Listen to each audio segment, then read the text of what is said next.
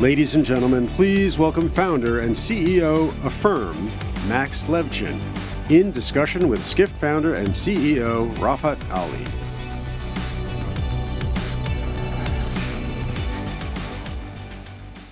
Well, thank you everyone for still being here. I don't know if you know, there's a day 2 of the conference. It starts at 6 p.m. It goes until the midnight. So in case you didn't know that, kidding. So we're very honored to have Max Levchin on stage with us. Max, we're sitting in the heart of Silicon Valley. You have a very storied career in Silicon Valley. One of the co-founders of PayPal. PayPal's mafia has spread all around now, right. and it's a real term. I'm not just making this up. It's actually a term. The founders. For the record, we don't really like it. You don't like it. Okay, they don't like it. But turns out media has branded that. You were instrumental in starting Yelp. You started a company called Slide that you sold, I think, to Google as well. Affirm, which is your new company, has raised a lot of money, obviously trying to disrupt in a very big way financial payments as well. So you're sitting here, you invest in a lot of startups. It looks like you've invested in, I think, about 100 companies so far as well. You sit on the board of a bunch of companies. With the state of Silicon Valley today, there's obviously, we talked a lot earlier today about the tech backlash. From your perspective, how real is it? You're sitting here, I'm sure you have a bigger picture vision of what's happening. What's the sentiment in the Valley, and how real do you think it is?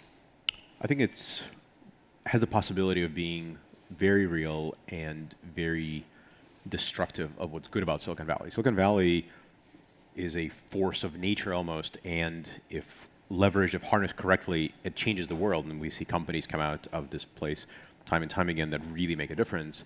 However, we are not immune to good or bad behavior, to governance that goes well or goes awry. And today's generation of customers, consumers, cares a lot about things that in the earliest days of Silicon Valley in the 90s, 2000s, were sort of overlooked. And so things like privacy, data ownership, transparency, clarity of terms, and sticking by those terms was something that people sacrificed willingly in the earliest days of the internet because everything was growing and services needed to get built. We're now in a stage where it's important to say what you mean and do what you said you would. And I think a lot of companies are still getting used to that notion. And my industry, payments, 40, 50 years ago was founded on this notion of what you can't read in the fine print won't hurt you, but of course we'll make a lot of money doing that. That is not an option today, and I think that's sort of one example where this notion of you have to behave or there'll be a backlash is very real. In terms of the backlash on let's say Facebook, Google in various different ways, from your perspective, you're sitting, how did they pull it back at this point? If you were to talk to Mark Zuckerberg, what would you tell him? Not sure if I'm in the best position to advise Mark on pulling back, but I think a lot of the companies have to step back for a second and ask the question, what is the real solution? Because none of these things are rocket surgery. They're fairly simple black and white decisions. You have to decide you're going to truly give ownership of data to your customer. You can't charge hidden fees if you say you won't. A lot of what I think the reaction you see in the media and in consumer advocacy groups is really about paying lip service to these decisions and then not really following through. And I think the advice to everyone, and the tenet we try to live by is you can't just say, oh, we're transparent or we're privacy conscious or we're security minded. You have to do it. And if it doesn't work out or if you screw up, you have to take full ownership of it. And so honestly, just being fully engaged in the process, I think is the right move and maybe the only move. You've spent obviously your life in the financial tech world, if you will, finance in general, heavily regulated. Yes. Do you see in US potentially tech being regulated in any, is there a real possibility? So it already is. One of the things that I think people don't really give enough credit to. So tech 25 years ago, we were repartitioning the internet, which existed before as an academic and government institution, was very little regulation, and that's why it grew so quickly. Once tech infiltrated and disrupted, as we like to call it here, finance, travel, banking, any of these industries that are truly regulated, we're not exempt from regulations that exist. Affirm is not a bank, but we're regulated almost exactly like one would be. FDIC talks to us through our partner, for example. You end up being a regulated entity, and regulation for tech around these new topics like privacy, security, I think is coming, and it will have two-sided effects. It will slow things down in some cases, and it will be harder to innovate. On the other hand, it will ensure consumer protections, which I think at this level of maturity are not really something that you can just let go of. Do you, as an investor hat, wearing an investor hat, does that make you avoid some areas, or just you're going in for the, I mean, one of the big criticisms of Silicon Valley and some of the companies you can name, all kinds of companies there, is go head along into various markets and forget the regulations or local customs, etc. We'll figure out that part later. Do you think that phase is gone? I think for it's, example, I think it's Uber type harder. companies. I think it's a lot harder now. I think I recently spoke in front of a bunch of banking regulators, and I inadvertently insulted them by saying that back in the day, I used to see you people, and I could have sworn to use typewriters in your home office because certainly nobody was checking their email when I was talking. Right now, everyone seems to be checking their email on their phone. But so I think regulators are very much engaged with Silicon Valley, certainly parts of Silicon Valley that take on hard problems. I think, at least some entrepreneurs, certainly I see myself as in that group, people that really want to solve hard problems don't have a choice. Hard problems are typically in markets that really touch people's lives, and those areas are regulated. Just like finance, just like transportation, all these areas have regulators that have been there for a long time looking out for consumer safety. You can't really ignore their existence, and you can partner and you can bring your best foot forward and be transparent, or you can try to duck and hide, and maybe 20 years ago you could, today you cannot. So in a scenario like, I don't know how you pronounce the company, the medical company that just went bankrupt. TheraNose. There's one every couple of months, but TheraNose is... TheraNose is an outside example. I think that's just fraud, from what I can tell. I'm no expert, but I just read the book. It seems pretty black and white there. Do you think that's sort of a very rare, outsized case that probably won't come out of Silicon Valley in general? Silicon Valley is often seen as techno-utopian because we believe in ourselves, and we believe in what we're here to do. That seems like a rare example. I think this was a case of belief so strong that truth just stood in the way. I think that's rare. I think Silicon Valley has yet to fool investors at this kind of scale, and hopefully doesn't do that again. But there's plenty of examples where people bet big and go wrong and lose money. And the thing that's amazing about Silicon Valley is you can recover and come back and launch another company, and people trust you. I doubt the TheraNose team is likely to see a revival, just because I think the investor expectations weren't just slightly not met. But then again, I was nowhere near it, and I don't really know the story other than the Wall Street Journal. So let's talk about Silicon Valley writ large, in the sense that Silicon Valley as an idea versus Silicon Valley as the physical location. You've obviously been based here for a long, long time. You came from Eastern Europe.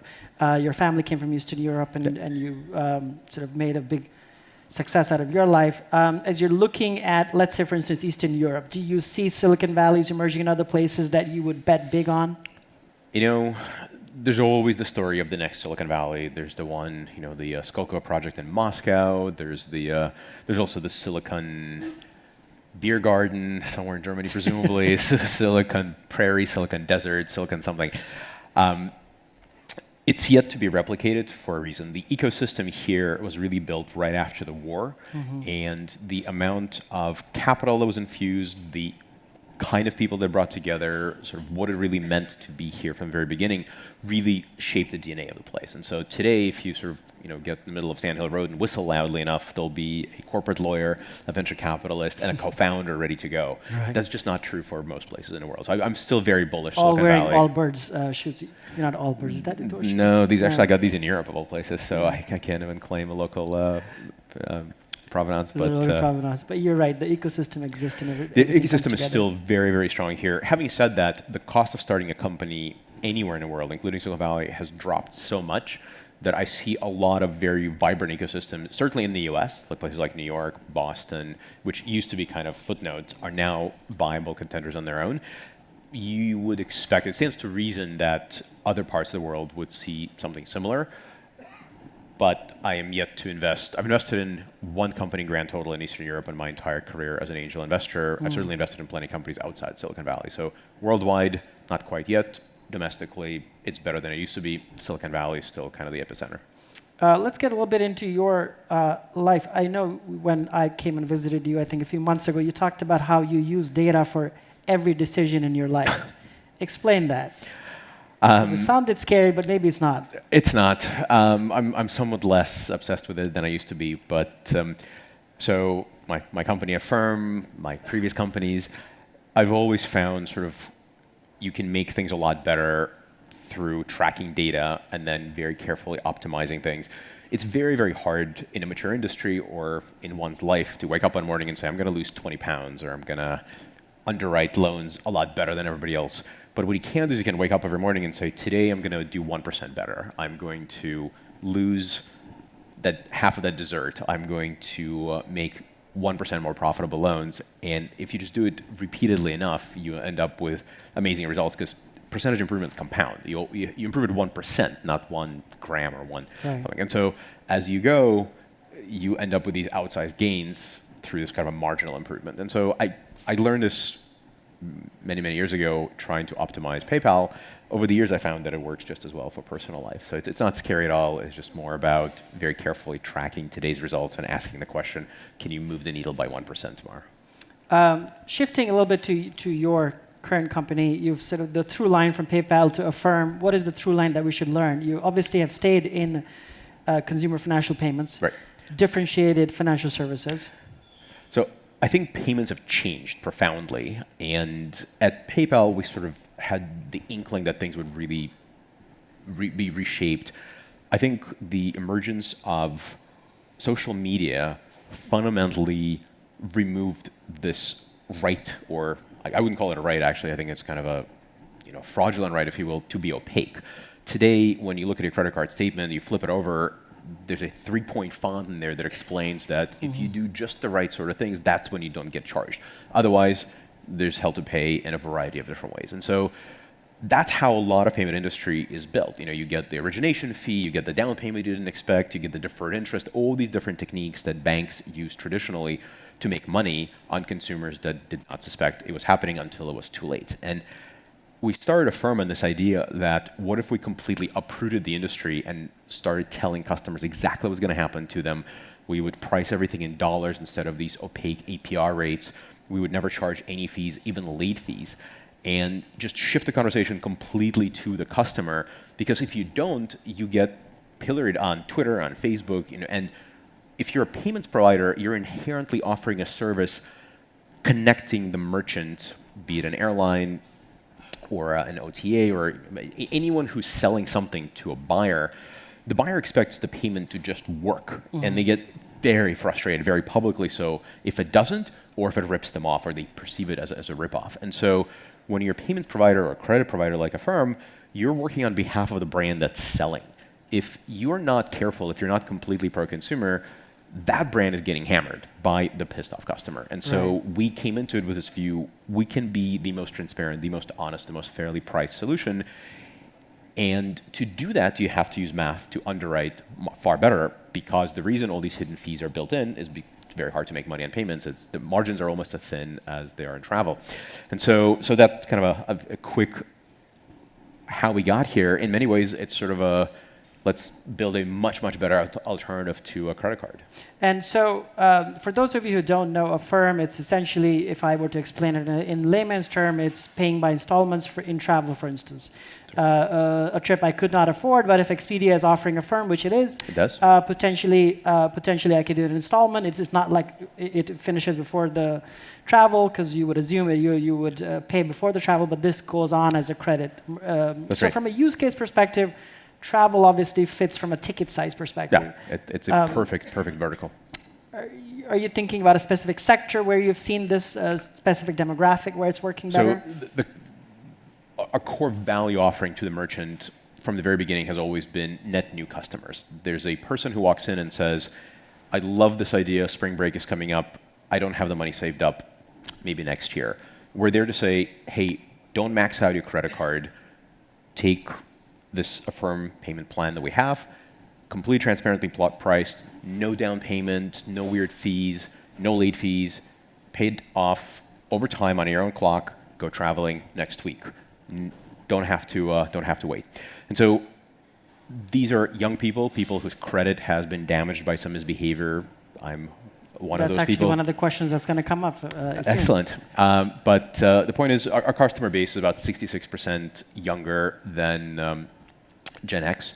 And majority of these people are still figuring out how to live on a budget because they are not independently wealthy. They are buying nicer trips. They are buying nicer seats. They're booking a lot earlier because they want to lock in a good price and they don't have to save.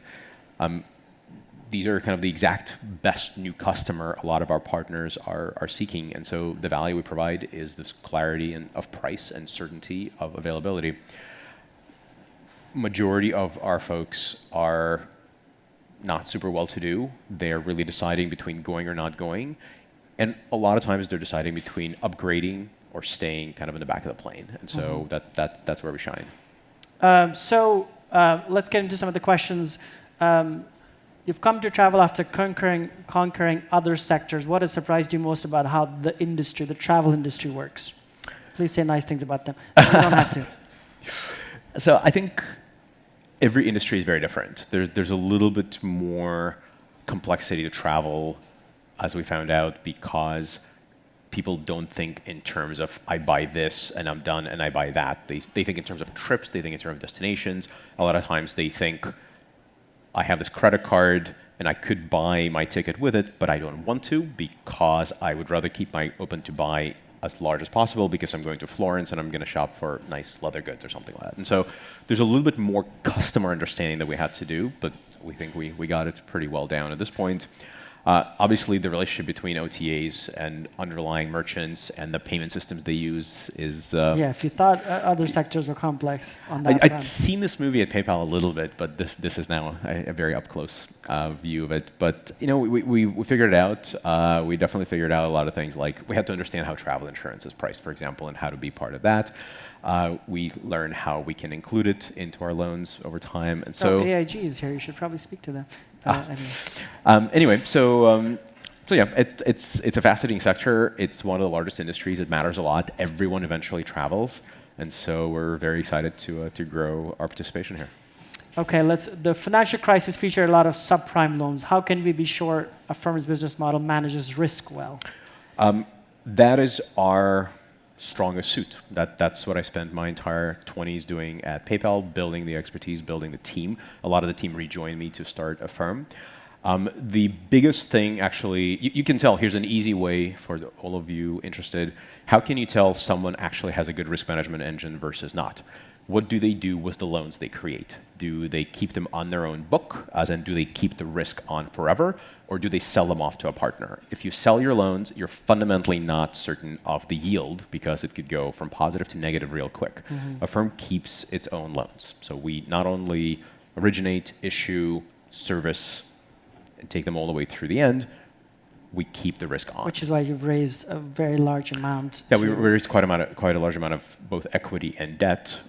But we think it's really important to signal to the industry, every time we approve a loan, we're doing this because we believe the person will pay us back because we're ultimately on the hook. We settle with the merchant, with the OTA, with the airline, basically the next day. The consumer pays us over time. If we make a mistake, it's us. We eat everything, including fraud. And so it's important that we know how to manage risk well. All right. Well, thank you. That's all we have time for. Thank you, Max. It was fascinating. Thank you.